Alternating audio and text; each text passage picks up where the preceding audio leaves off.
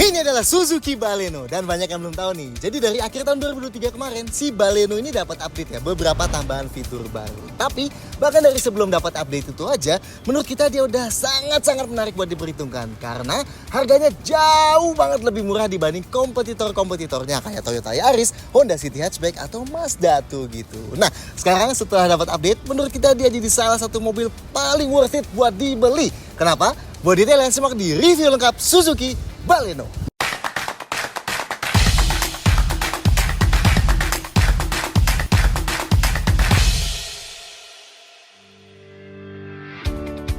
Satu, varian dan warna. Baleno baru ini hanya tersedia dalam satu varian aja ya. Dan kalau pas launchingnya kemarin sempat ada yang pakai transmisi manual, sekarang di websitenya hanya tercantum yang transmisi otomatis saja nih. Dan yang paling menarik harganya ya jelas 280 jutaan. Yang artinya dibanding kompetitor-kompetitornya lebih murah 60 jutaan dari Yaris, lebih murah 80 jutaan dari Mazda 2, dan lebih murah 80 sampai 100 jutaan dari Honda City Hatchback. Gila ya harganya. Pilihan warnanya ada putih, abu-abu, hitam, merah, dan biru. Yang artinya warna silver dan warna coklat keemasan yang dulu sempat ada, sekarang udah nggak ada ya. 2. Beda generasi. Banyak yang ngira Baleno yang ini masih model yang sama ya, kayak Baleno Hatchback yang pertama dibawa ke Indonesia di tahun 2017 dulu dan dapat facelift di tahun 2020 dulu. Dan gak heran sih kalau banyak yang ngira gitu. Nih, kalau kita sebelah-sebelahin Baleno yang baru dan yang sebelumnya dengan warna yang sama dari depan, samping, dan belakang. Sekilas kayak mirip-mirip kan ya? Nah, Suzuki ngeklaim Baleno yang ini full baru ya, alias beda generasi sama sebelumnya. Nggak sampai beda platform sih emang. Tapi karena semua panel di eksterior nggak ada yang sama dibanding sebelumnya. Depan dan belakangnya sih jelas beda ya. Tapi bahkan kalau kita samping-sampingin keduanya sebenarnya kelihatan ya, garis bodinya aja beda tuh. Dan yang baru juga punya pilar C lebih kecil. Dan bahkan kalau kalian masuk ke dalam, lihat dashboard, pintu, dan setiap bagian lain, itu juga bakal kelihatan panelnya beda semua ya. So, emang lebih pas disebut ganti generasi ya. Lanjut, detailin eksteriornya, dimensinya tetap dengan panjang sedikit di bawah 4 meter. So, panjangnya paling pendek ya di kelasnya. Dan tingginya juga paling rendah di kelasnya. Tapi lebarnya cukup oke nih, hampir mendekati City Hatchback yang terlebar di kelasnya. Oke, depannya dulu, dibanding generasi sebelumnya, sisi ini kelihatan lebih rendah dan lebar ya. Mungkin ini efek dari campuran grill depannya ini yang lebar dengan motif yang besar-besar gini di dalamnya. Dan lampunya yang cukup tipis bentuknya. Oh, isi lampunya kayak Grand Vitara ya, ada 3 titik kayak gini yang jadi di RL. Sedangkan grill radiatornya dibuat langsung nyambung ke housing fog lampnya yang cukup besar itu ya, dengan list chrome kecil di atas fog lampnya. Kap mesinnya pun punya lekukan yang cukup lebar juga, dan kali ini nyambung sama bumpernya ya, nggak kayak di Baleno facelift 2020 terakhir yang kayak keputus gitu. Detail lampu depannya, di RL-nya 3 titik gini ya, LED. Lampu kecilnya juga dari DRL kecuali kalau kita nyalain fog lamp ya, jadi bagian DRL-nya bakal sedikit meredup. Lampu besarnya LED projector dan lampu jauhnya juga, lampu seinnya halogen dan fog lampnya LED ya. Nice!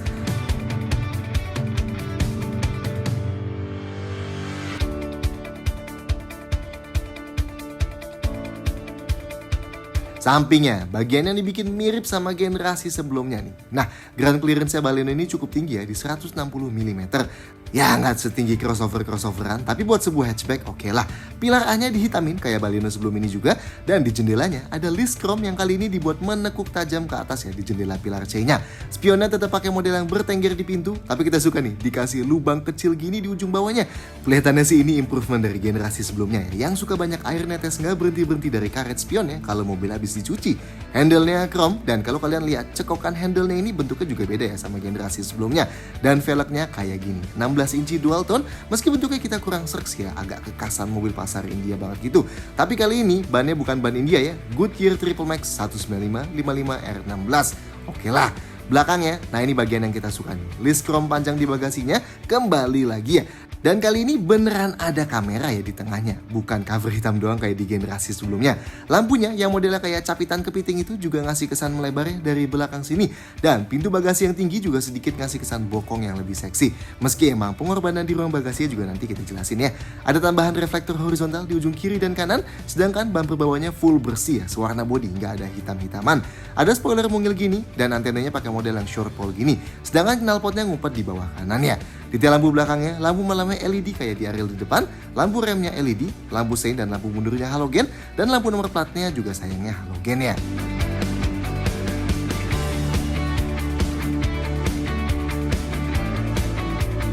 Tiga, mesin super irit. Baleno ini tetap pakai mesin 1500cc K15B kayak di R3 ya. Yes, sama kayak waktu model Baleno yang ini pertama meluncur di tahun 2022 kemarin. Dan buat yang lupa, ini beda sama mesin di Baleno hatchback sebelumnya ya, yang dulunya pakai K14B 1400cc. Tenaganya 103,1 HP atau 104,6 PS dan torsinya 138 Nm. Sama sekali bukan angka yang impresif sih, apalagi kalau dibanding Mazda 2 dan City hatchback. Meski sama Yaris nggak beda jauh ya. Transmisinya pun tetap sama ya. Yang otomatis ini tetap 4 percepatan konvensional atau torque converter. Yes, dikala kompetitornya ada yang torque converter 6 speed atau CVT dengan simulasi 7-8 percepatan, Baleno ini tetap pakai transmisi yang termasuk sangat jadul ya. Ada tombol overdrive off buat bikin mentok di gigi 3 kayak gini. Dan bisa turunin ke gigi 2 dan L ya, kalau ketemu jalan menanjak atau menurun lebih menantang, atau kalau mau buat engine braking. Gak ada mode berkendaraan ya. Dan tentunya Baleno ini penggerak roda depan. Nah, gimana performanya? Well, di sini semua angka tadi baru seakan minta dihiraukan ya. Akselerasinya termasuk impresif, 0-100 km/jam hanya dalam 11 detik aja. Yes, kalau di pengetesan kita emang masih di belakang Mazda 2 dan City hatchback, tapi nggak jauh. Dan ingat, angka segini didapat dengan tenaga dan torsi terkecil di kelasnya dan transmisi terjadul di kelasnya. So, sangat-sangat oke. Dan kecepatan maksimumnya pun mentok di 179 km/jam pas kita tes. Ini pun not bad lah ya, masih nyamain Mazda 2 juga. Tapi gimana sih rasa mesinnya dipakai sehari-hari? Nah, kayak Baleno generasi sebelumnya juga, Baleno ini pun pas kita injak pedal gasnya dari diem, termasuk sangat agresif ya. Galak banget responsnya. Kita sih sedikit ngerasa lebih lembut dibanding Baleno sebelumnya ya. Ya sama lah kayak R3 baru yang pakai mesin 1500cc, nggak seagresif R3 lama yang pakai 1400cc di tarikan awalnya. Tapi masih termasuk galak ya. Mirip-mirip Mazda 2 dan jauh lebih agresif dibanding tarikan awalnya City Hatch dan Yaris. Dan ini bikin dia enak banget buat keadaan stop and go dan serudak-seruduk ya. Cocok banget buat heavy traffic. Bahkan nanjak pun dibuat super mudah sama karakter awalnya ini. Nah, kerasa agak beda sama Baleno sebelumnya pas nambah kecepatan nih. Sekarang kerasa lebih ngisi ya tenaganya sampai ke tengah dan sampai ke kecepatan tinggi. Mungkin karena kapasitas mesinnya sedikit lebih gede juga. Meskipun yang lama juga sebenarnya kerasa ringan ya, tapi yang sekarang kerasa lebih oke. Dan yang di luar dugaan kita, buat tenaga yang cuma 100 HP lebih sedikit, buat naikin kecepatan sampai ke kecepatan tinggi sangat gampang ya. 120-140 km/jam sangat-sangat gampang dicapai. Ini salah satu hal yang kita suka banget ya. Karakter mesinnya K-Series di Suzuki ini kecepatan rendahnya sangat playful dan di kecepatan tingginya pun gak memalukan. Dan ini bikin mobilnya kerasa sangat-sangat ringan ya. Nice. Yang kerasa jadi hambatan emang transmisinya ya. Sisi baiknya dulu, buat ukuran transmisi otomatis 4 percepatan atau 4 speed, sebenarnya ini sangat oke. Perpindahan giginya naiknya halus banget. Dan kalau kita injak pedal gas lebih dalam buat berakselerasi, responnya buat downshift termasuk sangat cepet ya. Dibanding CVT sih ini jelas termasuk lebih cepat responnya. Tapi emang gak secepat di Mazda 2. Tapi ya udah termasuk gesit juga lah ya. Tapi karena hanya ada 4 gigi aja, jadi udah pasti keterbatasan utamanya ada di giginya yang sedikit banget itu. Pertama, efeknya kalau kita kick down, begitu berakselerasi kenceng, dia pas naik giginya, turun RPM itu bakal tinggi banget. Dan ini bakal otomatis bikin power gapnya jauh ya pas lagi pindah gigi. Kalau aja power gapnya lebih singkat, pasti akselerasinya bisa lebih kencang lagi. Dan satu lagi, pas kita jalan konstan di kecepatan tinggi, RPM-nya bakal tinggi banget ya. Jalan 100 km/jam aja, RPM-nya manteng di 2300 RPM. Ini udah termasuk tinggi dibanding setiap kompetitornya yang maksimal cuma di 2000 RPM aja. Dan jalan 120 km/jam, mantengnya di 3000 RPM. Efeknya, ke kabin jelas suara mesinnya jadi tembus banget ya. Dan kalau kita pengen pakai buat jalan super jauh, misalnya lewatin tol Trans Jawa gitu, kalau kita mau konstan 120 km/jam terus-terusan, otomatis di dalam kabin bakal lebih berisik. Dan konsumsi BBM-nya pas konstan di segitu, ya terus bakal lebih tinggi dibanding kompetitornya ya. Agak sayang sih, karena kita tahu juga nih, salah satu yang bikin karakter agresifnya di awal, itu juga selain mesinnya adalah transmisinya ini juga. So, kalaupun diganti transmisinya, kita nggak mau ya sampai diganti ke transmisi 6-speed Grand Vitara gitu misalnya, yang menurut kita kurang halus dan cenderung lambat responsnya. Tapi di luar itu, dan terutama buat pemakaian dalam kota atau tol yang non jarak super jauh, menurut kita kombinasi mesin dan transmisinya Baleno ini mendekati perfect ya. Tapi emang harus diimprove yang buat pemakaian tol super jauh tadi aja. Oke lah, konsumsinya gimana? Well, simpelnya, ini salah satu mobil bensin non-hybrid teririt yang pernah kita tes ya. Konsumsi BBM kombinasi ya, setelah jalan 300 km, buat lewatin rute dalam kota, macet tol, dibuat idle pas syuting, dan tes akselerasi, kita masih dapat konsumsi 13,9 km per liter. Luar biasa irit di pengetesan kita, sedikit lebih irit dibanding generasi sebelumnya ya. Dan beberapa kali kita riset pun sangat gampang buat tembus 14-16 km per liter. Tapi kalau pakai metode dan rute kita, ya di 14 km per liter kurang sedikit tadi ya. Dan kalau di bawah eco driving maksimal 90 km per jam, kita dapat konsumsi 28,2 km per liter. Ini jauh lebih irit dibanding yang lama. Ya mungkin karena mesinnya lebih besar juga, jadi lebih nyaman buat jalan di kecepatan yang sedikit lebih tinggi ya. 4. Safety cukup lengkap. Safety-nya Baleno ini termasuk lengkap ya. Improve jauh dibanding generasi sebelumnya. Paling kurangnya nggak ada safety aktif, kayak rem otomatis atau lane keeping dan sebagainya itu aja. Tapi toh ya kompetitornya yang ada, itu juga harganya 80-100 jutaan lebih mahal kan ya. Dari yang basic dulu remnya ya, rem depan cakram ventilasi dan rem belakangnya tromol ya. ABS, EBD dan brake assist lengkap ya. Ada stability control juga tentunya yang sekarang jadi fitur wajib ya. Dan ada hill start assist atau di Suzuki disebutnya hill hold control. Jadi kalau lagi berhenti di tanjakan, pas kaki kita pindah dari pedal rem ke pedal gas, remnya bakal ditahan dulu beberapa detik supaya mobilnya nggak merosot dulu ya. Airbagnya ada 6, 2 airbag depan, 2 airbag samping yang ada di samping jok depan, dan 2 airbag pilar yang memanjang. Ada sensor parkir belakang 4 titik ya, modelnya yang terintegrasi gini, dan ini ada indikatornya di head unitnya gini, dan di MID-nya juga ada indikatornya ya. Nice, dan bisa dimati nyalain pakai tombol ini. Nah, kameranya ada 4 nih. Kamera mundur yang duduk manis di panel chrome yang di atas ini, nice ya. Kamera di bawah masing-masing spionnya, dan kamera di grill depan sini. Dan ini bisa ngasih tampilan 360 derajat kayak gini. Dan ini keren ya, garisnya ikut belok kalau kita belokin setirnya. Not bad ya, di harga segini, meskipun emang resolusi gambarnya biasa banget. Nah, ada beberapa tampilan juga ya, yang standar gini, sharing sama kamera 360-nya, ada yang kamera mundurnya aja, dan yang favorit kita, ngeliatin sisi samping buat ngecek samping ban kirinya persis. Ini cocok nih buat yang mau parkir mepetin ban ya. Kalau masuk gigi D juga tampilannya pindah ke depan ya. Ada tombol ini juga di kanan buat aktifin kameranya di kecepatan rendah ya. Dan bisa ngakses mode muter-muter gini kalau lagi di gigi P. Mungkin maksudnya buat ngecek sekitar mobilnya dulu ya sebelum jalan. Dan satu lagi kayak gini ya mode muter-muternya. Kurang berguna sih menurut kita tapi ya oke lah. Ada settings juga kameranya nih yang bisa mati nyalain garisnya, default screen-nya, dan opening display ini bisa buat nyalain layar muter-muter tadi pas baru nyalain mobil ya. Nah, yang unik kamera ini punya fitur traffic alert. Jadi ini mirip fitur rear and front cross traffic alert ya, tapi dia nggak pakai radar khusus. Dia cuma manfaatin image recognition dari kameranya. Jadi kalau terdeteksi ada objek bergerak, misalnya ada orang jalan atau ada mobil gerak, ini bakal ngasih peringatan panah warna kuning gini sekaligus ngasih bunyi ya. Dan panahnya pun bisa deteksi dari kanan atau dari kiri. So sedikit lebih baik dibanding fitur rear cross traffic yang Mazda malah ya. Meski emang udah pasti nggak bakal se-reliable fitur cross traffic yang ada sensornya beneran ya. Dan ini berlaku buat kamera depan dan belakang juga ya. Not bad nih fiturnya. Dan fitur cross traffic ini bisa kita mati nyalain, bisa di set sensitivitasnya juga bahkan, dan suaranya juga bisa dimati nyalain. Nice ya. Sisanya, sekarang ada indikator seatbelt penumpang depan di head unitnya, ada APAR atau alat pemadam api ringan di bawah jok penumpang depan sini, ada immobilizer, ada alarm juga yang bisa dinonaktifin juga dari head unit sini atau dari MID sini ya, dan ada dudukan ISOFIX buat jok bayi di belakang. 5. Fitur cukup banyak. Fiturnya Baleno termasuk banyak ya nih buat harga segini. Kayak Mazda tuh ada head-up display-nya juga nih. Meski emang modelnya yang pakai layar reflektor plastik gini, yang dudukan plastiknya kelihatan bikin rame dashboardnya ya. Ini fungsinya supaya kita bisa lihat info yang krusial tanpa perlu ngadep ke bawah ya. Jadi bisa lihat jalan terus. Buat aturnya, pakai tombol di kanan dashboard sini ya. Kalau kita klik tombol yang matahari ini, nanti bakal pindah-pindah ke mau settings brightness atau settings ketinggiannya. Dan nanti brightness atau ketinggiannya, aturnya pakai yang panah atas dan bawah ya. Sedangkan kalau ditekan tombol yang HUD ini, bisa ganti-ganti kontennya. Yang pertama ada indikator gigi, kecepatan, dan jam aja ya. Dan ada yang ngasih lihat indikator BBM real time.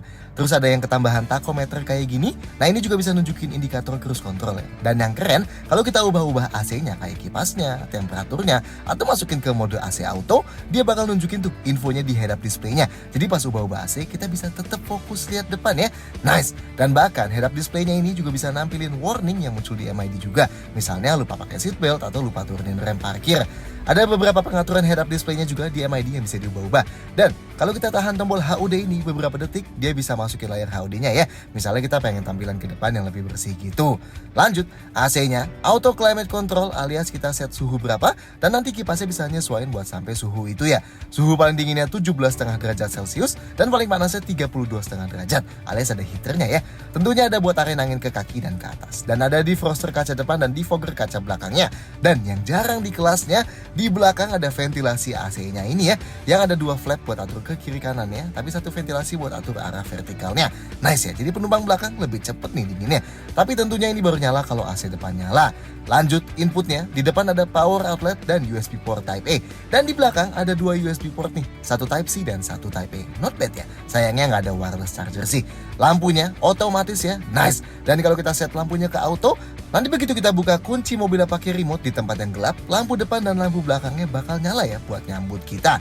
Dan kalau kita matiin mobilnya dan kita cetekin tuas lampu jauhnya sekali dan buka pintu drivernya, lampu jauhnya bakal nyala beberapa saat buat nemenin kita keluar mobilnya. Nah, welcome light dan follow me home light ini bisa diatur mati nyala dari MID ya, dan bisa di set juga mau berapa lama nyalanya. Dan ada pengaturan ketinggian sorotan lampu depan juga. Wipernya, sayangnya intermittent standar aja ya, nggak intermittent variable kayak yang generasi sebelumnya. Spion tengahnya auto dimming nih, jadi kalau kena silau dari belakang di malam hari, dia bakal menggelap sendiri dengan menghijaukan kacanya ya, biar jadi nggak terlalu silau. Dan ini bisa kita matiin fungsinya dari tombol ini ya. Kuncinya kayak gini nih, persis kayak sebelumnya ya. Kalau mau keluarin anak kuncinya tinggal kayak gini aja. Nah, kali ini juga spion lipatnya otomatis kelipet ya kalau kita kunci mobilnya. Ini ada passive keyless entry-nya, jadi kalau mobilnya dikunci, remote-nya tinggal dikantongin aja, deketin mobilnya dan klik tombol hitam di handle ini dan kuncinya kebuka. Nah, tapi spionnya nggak kebuka pas kuncinya dibuka ya. Kita harus nyalain mobilnya dulu baru spionnya kebuka lagi. Dan buat kunci pintunya lagi tinggal diklik lagi aja tombol hitamnya. Dan tentunya ada tombol start stop mesinnya ya. Sedangkan kalau mau lipat spion dari dalam tinggal klik tombol yang ini nih. Setirnya yang di sebelah kanan ada cruise control dan ada indikator kecepatannya di MID pas keaktifin cruise controlnya. Di kiri atas ada kontrol audio dan track, dan di kiri bawah ada kontrol voice command dan bluetooth teleponi. Nah, yang baru dari akhir 2023, head unitnya ini sekarang jadi pakai model 9 inci yang terintegrasi gini ya, jadi kelihatan lebih rapi dan lebih oke juga. Ini ada beberapa tombol kapasitif di bawahnya, termasuk buat masuk screensaver gini atau matiin head unitnya ya. Dan kalau swipe down dari atas, bisa akses beberapa fungsi seperti ini.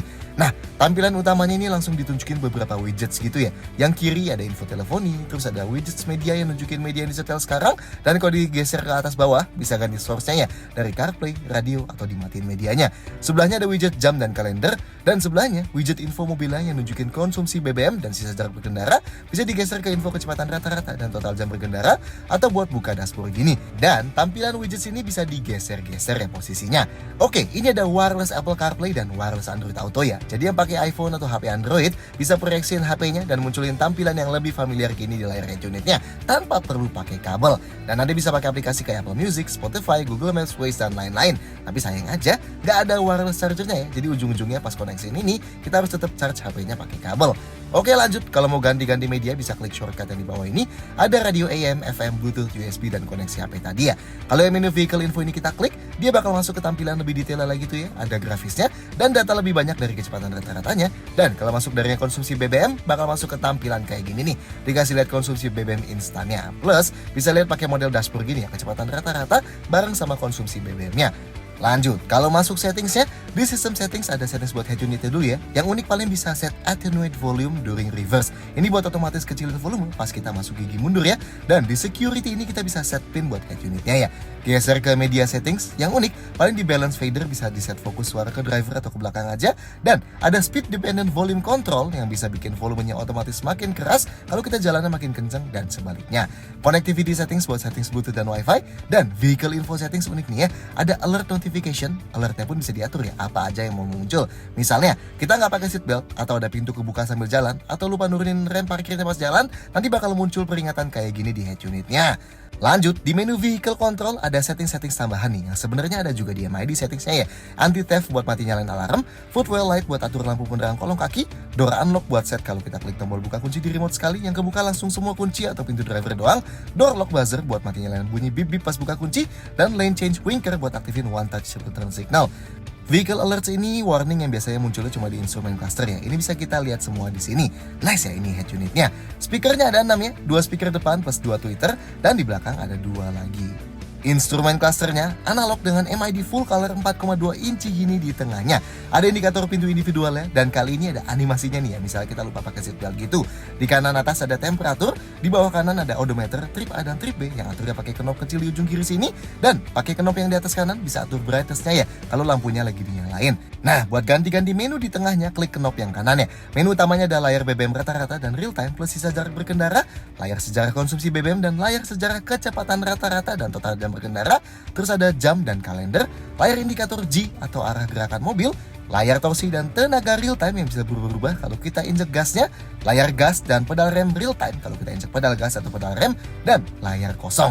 Nah, kalau di layar kosong ini kita tahan lama tombol yang sebelah kanan, nanti bakal masuk ke menu settingsnya. Isinya bisa ganti-ganti 1 unit jarak dan konsumsi, ganti bahasa, ganti kapan konsumsi BBM bakal ke reset, ganti satuan temperatur, ngeganti karakter sensor parkir yang bisa diset misalnya kita narik trailer atau mobil di belakang, atur buka kunci mobil yang bisa diganti ya. Kalau kita buka kunci cuma sisi driver doang dulu yang kebuka, atau langsung semua pintu kebuka lainnya, dan bisa atur bunyi bip-bip kuncinya juga.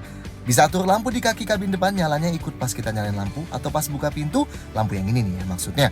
Bisa nyalain one touch triple turn signal, alias kalau cetekin tuas lampu sirena sedikit bisa kedip 3 kali tuh. Bisa mati nyalain guide me light alias fitur welcome light dan follow me home tadi. Bisa mati nyalain alarm. Nah, di display item ini bisa ganti-ganti warna mobil di MID di sini. Set kalendernya mau tampil gimana, set sejarah konsumsi BBM dan G-meternya mau ditampilin gimana, mati nyalain indikator sensor parkir di MID, terus bisa mati nyalain animasi kayak yang indikator seatbelt tadi, dan sisanya settings head up display-nya ya. Sisanya, jendelanya yang auto up down hanya yang sisi driver aja ya. Tapi wajar sih, semua kompetitornya juga kayak gitu. Rem parkirnya masih pakai yang tarik manual kayak gini. Dan kalau kita matiin mesin, jendela dan spionnya sayangnya langsung gak bisa dioperasiin ya. Jadi kalau lupa nutup jendela, harus dinyalain dulu lagi mesinnya. Tapi yang paling kita sayangkan adalah tetap belum ada auto lock dan auto unlock. Jadi kalau mau kunci mobilnya kita tetap harus klik tombol ini dulu. Dan kalau mau buka kuncinya juga harus klik tombol ini dulu ya. 6. Interior lega. Kayak eksteriornya, interiornya Baleno ini pun sekilas bentuknya kayak mirip yang lama, tapi lebih dimodernkan ya. Tapi ternyata ini pun di dalam hampir nggak ada panel yang sama kayak generasi sebelumnya. Dashboardnya jelas beda, setirnya jelas beda, pintu depannya beda, pintu belakang beda, konsol tengahnya beda, jok depannya beda, dan jok belakang juga beda. Yang sama paling cuma kayak tombol kontrol jendela dan lampu kabin depan ini ya. Tapi kebanyakan bedanya beda ya. Dari dashboardnya, modelnya kayak ada 3 layer kayak gini ya. Paling atas plastik yang hitam, tengahnya panel abu-abu glossy gini, dan bawahnya lagi panel plastik biru gini yang besar ya. Di tengahnya, head unitnya terintegrasi gini nih sama panel piano blacknya dan AC tengahnya juga. Ini improvement jauh ya dari yang 2022 yang kelihatan kecil banget dulu head unitnya. Setirnya pakai model kayak di R3 yang flat bottom gini dan lingkarnya dilapis kulit ya. Konsol tengahnya sedikit lebih besar dibanding generasi sebelumnya dan jadi lebih solid juga. Dan bagian cup holdernya jadi nggak bisa dilepas ya sekarang. Joknya ini bagian terasik sih ya. Tebel banget dan melekuk-lekuk gitu ya bentuknya. Ngasih kesan lebih mewah sih ya kalau dilihat. Bahannya kain warna hitam, tapi ada garis-garis birunya yang di depan sini ya. Oh, dan karena kali ini ada airbag sampingnya, so pastiin kalau mau dilapisin jok kulit cari workshop yang bisa ngehandle ya. Sedangkan jok belakangnya kayak gini. Sama ya, dibanding generasi sebelumnya, kali ini supportnya lebih tebel-tebel dan lekukannya juga lebih kelihatan. Tetap ada 3 headrest adjustable dan pakai kain warna hitam gini ya. Pintunya modelnya berlekuk-lekuk juga nih. Yang depan paling atasnya plastik hitam, terus bawahnya ada plastik biru yang dibuat nyambung sama bagian biru dari dashboardnya ya. Nah, di bawahnya plastik biru itu baru ada bagian lapis kulit ya. Dan dibuat sandaran tangannya juga ada lapis kulit yang ada jahitannya. Yang di sekitar kontrol jendelanya pun dilapis piano black ya sekarang. Sedangkan di plastik yang paling bawah, bentuk grill speakernya cukup unik tuh ya. Pintu belakangnya juga mirip ya, paling bedanya nggak ada plastik biru kayak yang depan. Langsung lapis kulit di bawah panel hitamnya dan kulit biru di sandaran tangannya yang ada jahitannya juga. Panel kontrol jendelanya juga dilapis hitam gloss ya. Yang unik di kolong kaki depan ada lampu orange-nya nih sekarang. Ya nggak sekeren ambient light modern sih, tapi oke lah. Dan ini bisa kita set mau nyala bareng lampu utama atau nyala pas kita buka pintu ya. Sedangkan backlight orange-nya ada di transmisi, kontrol AC, setiap tombol setir, setiap tombol kontrol di kanan dashboard. Cuman emang sayangnya di kontrol jendelanya hanya yang sisi driver aja ya yang ada backlight-nya. Detail lainnya, sun visor-nya yang kiri dan kanan sama-sama ada card holder-nya dan ada kaca yang bisa ditutup buka ya. Plus ada lampunya juga. Nice. Pegangan tangan plafon depan hanya ada di sisi penumpang depan aja, di sisi driver nggak ada. Sedangkan di belakang yang sebelah kanan ada gantungan bajunya, yang kiri nggak ada. Lampu yang depan ada 2 ya, halogen, dan yang belakang ada 1 lagi halogen. Tapi gimana rasa duduknya? Buat masuk ke depan, pintu depannya termasuk cukup berat ya. Lebih berat dibanding generasi sebelumnya sih jelas, meski masih nggak seberat City Hatchback itu. Sudut bukanya standar lah ya, cukup lebar. Sedangkan buat napak ke dalamnya khasnya hatchback Jepang lah ya. Cukup rendah yang nggak nyusahin, tapi jelas nggak setinggi crossover compact gitu. Oke, posisi duduknya cukup tinggi ya, meski sebatas tinggi hatchback aja sih, nggak sampai setinggi crossover. Tapi bisa kelihatan ya, dari posisi sudut kaki kita, emang nggak kayak sedan posisi duduknya. Nah, tapi emang dashboardnya, terutama bagian drivernya, luar biasa tinggi nih ya, apalagi ada head-up display-nya. So, emang ngelihat ke depannya terkesan agak kepotong, meski masih cukup oke sih visibilitas overallnya. Yang cukup oke, visibilitas ke samping nih. Kaca sampingnya termasuk cukup besar, dan karena spionnya posisinya ada di pintu, jadi kelihatan ada celah gitu ya buat ngintip ke depan. So, cukup oke lah nengok ke sampingnya. Pengaturan jok drivernya kayak biasa, manual, slide, recline, dan bisa diatur ketinggiannya. Dan yang penumpang depan, slide dan recline aja ya. Sedangkan headrestnya hanya bisa diatur naik turun, nggak bisa maju mundur. Tapi posisinya udah cukup maju ya, jadi kepala kita nggak ngedanga. Ruang kepalanya masih aman. Nah, yang enak joknya nih, kerasa luar biasa empuk nih ya. Enak nih karena supportnya tebel-tebel dan empuk gini. Nice ya. Dan ini nggak kayak di Yaris gitu yang cukup tebel tapi malah bikin berasa agak sempit duduknya. Di sini enak ya, kerasa fluffy. Buat sandaran tangan di tengah dilapis kulit gini ya, cukup empuk dan ini bisa digeser maju mundur ya. Nggak cukup jauh dan tinggi sih buat bisa sandarin tangan sambil pegang setir, tapi masih not bad lah. Yang di pintu juga empuk nih sandarannya karena dilapis kulit. Nice. Seatbeltnya sayangnya nggak bisa dinaik turunin, nggak kayak generasi sebelumnya yang malah bisa ya. Setirnya selain tilt bisa teleskopik dan teleskopiknya juga jauh nih dari dashboardnya. Nice. Dan karena flat bottom, jadi ruang di bawah setirnya masih lega ya. Buat sandaran kaki kiri driver ada gundukan dan pad plastik kecilnya. Sekarang kita ke belakang. Buat masuk ke belakang, pintu belakangnya sedikit lebih ringan dibanding yang depannya. Tapi sekali lagi nggak seringan yang generasi sebelumnya. Nah, tapi sudut bukanya lebar banget nih ya. Nice, meski emang karena atapnya agak turun, jadi pas masuk ke dalam harus agak nunduk ya. Oke, posisi duduk di belakang sini lebih tinggi dibanding di depannya. Nah, ini dudukan joknya cukup tinggi ya. Dia nopang paha kita cukup oke sih, meski emang nggak sampai sempurna. Jadi kelihatan tuh ya, paha kita masih sedikit ngangkat, tapi masih termasuk oke lah. Masih cukup nyaman duduk di sini. Jok ini nggak bisa digeser maju mundur ya, tapi ruang kakinya segini nih. Udah termasuk luas banget. Buat mobil yang panjangnya paling pendek di kelasnya sih ini mantap ya. Dan ruang gerak sepatunya juga lega banget. Nice. Headrestnya adjustable di ketiga sisinya ya, jadi bisa bersandar nyaman gini. Mantap. Nah, jok belakang sini sudut rubahnya fix ya, gak bisa diubah-ubah. Sayangnya ini cukup tegak nih, gak setegak di Agya sih jelas. Tapi emang gak serileks di City Hatchback itu. Padahal kalau lebih rebah aja, ini bakal bikin jok belakang sini enak banget ya buat di kelasnya. Ruang kepalanya gak banyak tapi masih aman. Buat sandarin tangan di pintu, dilapis kulit juga ya, empuk juga. Meski sayangnya di tengah sini nggak ada armrest ya, jadi nggak bisa sandarin tangan. Nah, kalau mau duduk bertiga, napak ke tengahnya kakinya sulit nih, harus ngelangkah banget karena konsol tengahnya yang mundur banget gini. Di tengahnya pun masih ada gundukan lantainya, jadi kakinya harus ke kiri kanannya ya. Nah, dudukan tengahnya meski kelihatan lebih tinggi dibanding kiri kanannya, tapi ini masih empuk banget ya. Oke lah. Dan sandarannya juga meski kelihatan lebih maju, tapi masih sangat-sangat empuk. Dan karena ada headrestnya, jadi kita masih bisa bersandar ya kepalanya. Dan ruang kepalanya meski di tengah sini lebih terbatas, tapi masih cukup lah, nggak separah di City Hatchback. Dan seatbelt di tengah sini 3 titik ya. 7. Bagasi dan storage. Bagasinya Baleno nyambung sama passive keyless entry-nya ya. Jadi kalau mobilnya kita kunci, remote-nya tinggal dikantongin aja, deketin mobilnya, dan bukan klik tombol yang panjang ini ya, karena dia nggak bisa langsung kebuka. Kita harus klik tombol yang kecil di sebelah kanannya ini dulu, dan nanti kuncinya baru kebuka. Baru deh kita klik tombol yang panjangnya buat buka pintu bagasinya. Nah, ini kunci semua pintu lainnya juga kebuka ya. Nah, ini bagasinya Baleno ya. Kalau dari volume, dia ngurang sedikit ya, jadi 318 liter dari sebelumnya yang 355 liter. Meskipun kalau dilihat sih sekilas kayak sama aja ya. Nah, salah satu kekurangan dari pintu bagasi yang dibuat tinggi banget gini adalah ruang buat masukin barangnya jadi sangat tinggi. Dan ini pun ukuran pintunya kecil ya, jadinya bibir bagasinya pun nggak terlalu lebar. Masukin koper raksasa kita masih bisa, tapi kalau lebih lebar lagi barangnya kayaknya bakal lebih sulit ya. Dan jarak bibir bagasinya ke tanah jadi sangat-sangat tinggi nih. Kalau angkat barang berat kayak galon gitu, bakal jadi sangat sulit tentunya. Begitu juga kalau mau keluarin barang berat, bakal berpotensi ngelecetin bagian bibirnya ini ya. Hati-hati. Nah, karena pintunya tinggi, bagasinya jadi sangat dalam. So, kalau keluarin barang berat dari dalam, angkatnya pun bakal sulit. Meski enaknya, ketinggian ruang bagasi di dalam jadi lebih tinggi ya. Lanjut, ada parcel shelf atau cover bagasinya nih. Jadi kalau kita naruh barang di dalam sini, nggak bakal bisa diintip dari luar ya. Ini bisa dilepas juga talinya buat naruh barang di atasnya kayak tisu gitu ya. Atau bisa dilepas total kalau mau masukin barang lebih tinggi dan bikin ruangnya lebih lapang gini. Oke, detail bagasinya di sebelah kanan sini nggak ada apa-apa ya. Tapi ada sisi yang lebih dalam aja. Yang sebelah kirinya ada lampu bagasi halogen nih, bisa kita mati nyalain. Dan ada gantungan belanjanya gini ya. Dan ada sisi yang lebih dalam kayak di kanannya tadi juga. Di bawah lantainya ada ban serep kaleng gini ya, yang ukuran bannya 18565R15. So, lebih kecil dibanding ban aslinya, tapi nggak sekecil ban Space Saver. Ada tempat dedicated buat naruh dongkrak juga ya. Oke, tes koper. Koper cabin size kita mau dimasukin kayak gimana juga bisa ya, nggak masalah. Nah, koper raksasa kita ditidurin gini masih cukup. Sedangkan kalau diberdiriin vertikal, bisanya ngadep kayak gini ya. Kalau ngadep keluar gini nggak bisa ditutup pintunya. Dan ini kalau masukin koper dua-duanya. Sisa ruangnya udah nggak banyak tapi masih ada. Kalau mau luasin kapasitas bagasi, jok belakang bisa dilipat pakai konfigurasi 60/40 ya.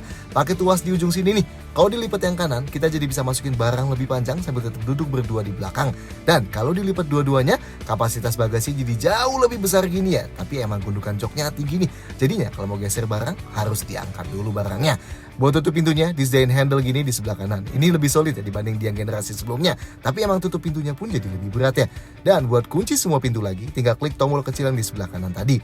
Dan ini sisa storage di dalam kabin.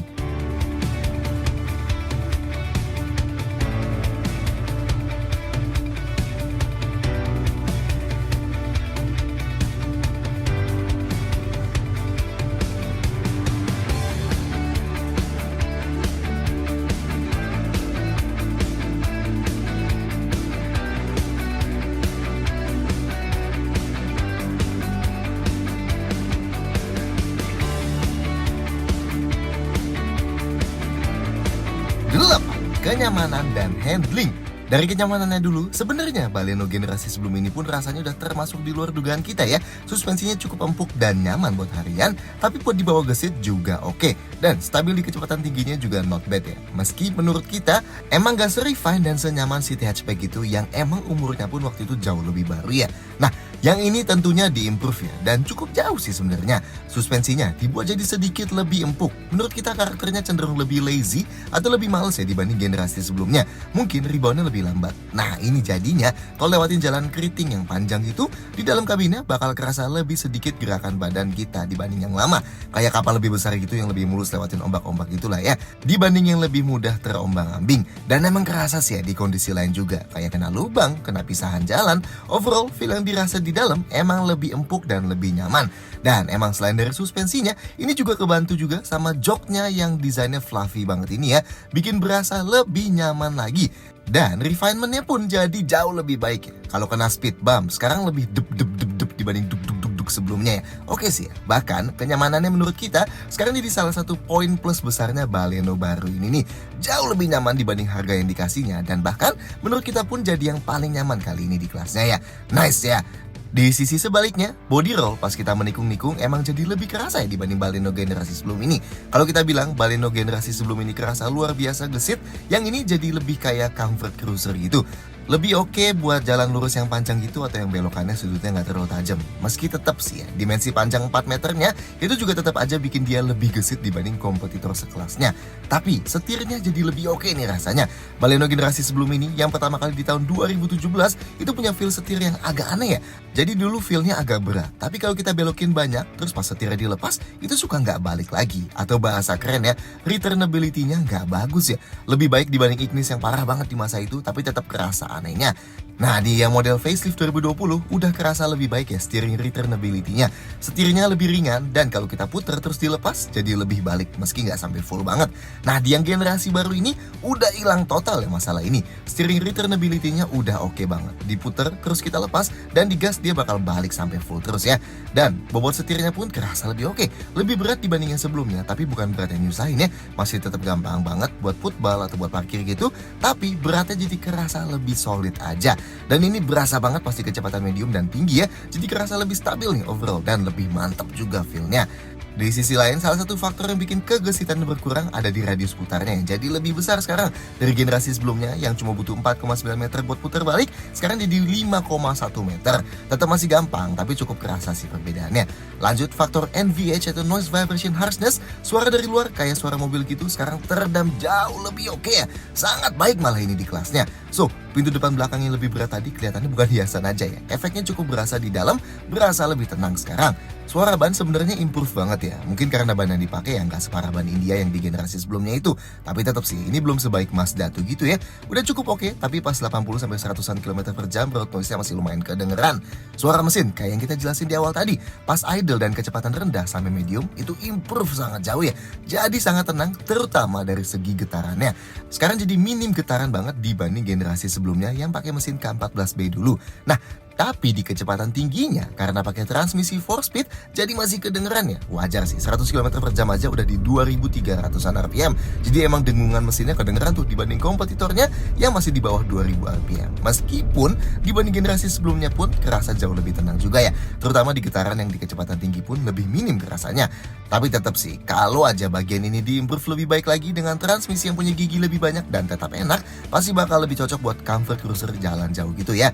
Overall, kenyamanannya improve jauh ya dibanding generasi sebelumnya. Salah satu atau mungkin malah jadi yang ternyaman di kelasnya sekarang. Handlingnya kerasa lebih oke di setirnya, lebih stabil meski jadi nggak segesit sebelumnya. Begitu juga NVH yang improve banget. Oke lah, kita nggak nyangka di sektor ini bakal jadi sebaik ini, mengingat harganya yang jauh banget di bawah kompetitornya. Nice job Suzuki. 9. Detail-detail lain. Kayak sebelumnya, Baleno ini tetap diimpor utuh atau CBU dari India ya. Kalau buka kap bensinnya, nggak ada keterangan nih buat pakai bensin oktan berapa. Tapi di buku manualnya ada ya, tertera buat pakai oktan minimal RON 91. So, di sini pakainya RON 92 ya, kayak Pertamax, Shell Super, BP92 dan sejenisnya gitu. Garansinya berlaku selama 3 tahun atau 100.000 km ya. Sedangkan servisnya, sayangnya hanya dapat gratis biaya jasa aja ya. Selama 3 tahun atau 50.000 km.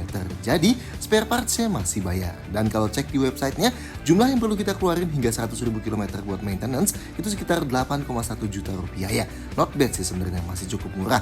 Sedangkan pajak tahunannya kalau di Jakarta sekitar 3,8 sampai 3,9 jutaan ya. 10. Kesimpulan review. So, Suzuki Baleno, apakah benar-benar worth it kayak yang kita bilang di awal? Well, dengan fitur, safety, dan kelegaan kabin, dan perintilan eksterior-interior yang didapat aja, sebenarnya udah jelas ya, Baleno ini sangat-sangat worth it di harga 280 jutaan.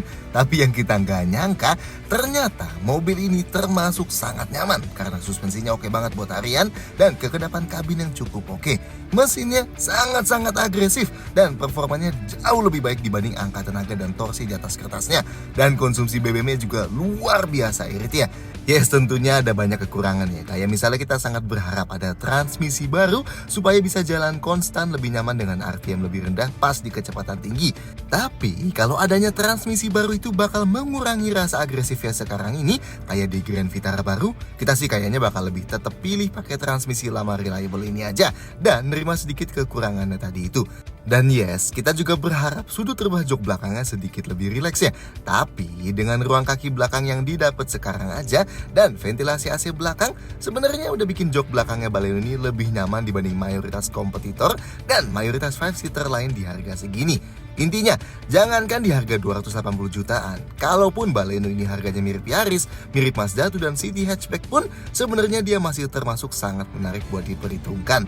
Tapi, dengan harga lebih murah 60-100 jutaan dibanding kompetitornya, dan masih pula dapat fitur dan safety yang oke. Dan yang paling penting, kenyamanan dan refinement yang kerasa jauh lebih mahal dibanding harganya itu, ini benar-benar Baleno bikin jadi salah satu rekomendasi mudah kita ya. Salah satu mobil terbaik di bawah 300 juta, titik. Kalau kalian cari mobil 5-seater terjangkau yang oke, ini patut untuk jadi pertimbangan utama kalian. So, kira-kira soal Suzuki Baleno ini, silahkan sampaikan komentar yang di bawah, klik like, dan jangan lupa subscribe ke channel YouTube kami dan video-video kayak gini lainnya. See you next time.